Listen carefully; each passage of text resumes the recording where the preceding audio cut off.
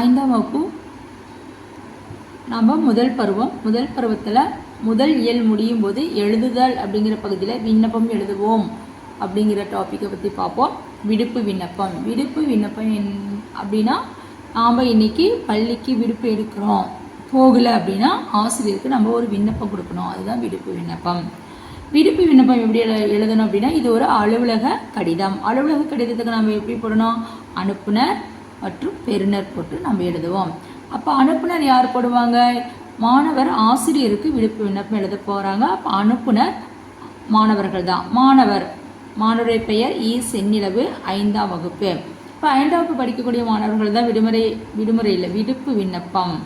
5ஆம் வகுப்பு ஊராட்சி ஒன்றிய நடுநிலைப்பள்ளி ஈரோடு. இப்போ நாம் எந்த பள்ளியில் படிக்கிறோமோ பெயர், வகுப்பு, பள்ளி, அது எந்த ஊரில் இருக்கிறத நம்ம போட்டணும். பெறுநர் யார்? பெறுநரும் அதே பள்ளியில் இருக்கக்கூடிய ஆசிரியர் தான். எந்த ஆசிரியர்? வகுப்பு ஆசிரியர், 5ஆம் வகுப்பு ஊராட்சி ஒன்றிய நடுநிலைப்பள்ளி ஈரோடு. இப்போ பொருள் நம்ம என்ன கேட்குறோம் ஆசிரியர்கிட்ட? விடுப்பு வேண்டி விண்ணப்பித்தல் சார்ந்து எனக்கு ஒரு நாள் விடுப்பு வேணும் அப்படின்னு சொல்லிட்டு கேட்கும். இப்போ அம்மா அல்லது ஐயா. இப்போ ஆசிரியர்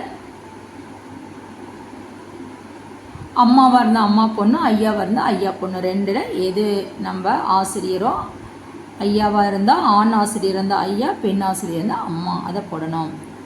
இப்போ நம்ம எழுத போகிறோம். வணக்கம், நாளை என் அத்தையின் திருமணத்திற்கு செல்வதற்காக ஒரு நாள் என்னைக்கு எடுக்கிறோமோ அந்த தேதியை போடணும். மற்றும் விடுப்பு அளிக்குமாறு பணிவுடன் கேட்டுக்கொள்கிறேன்.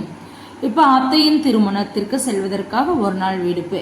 இதே நம்ம திருவிழாவிற்கு எடுக்கிறோன்னா திருவிழாவிற்காக எழுதணும்.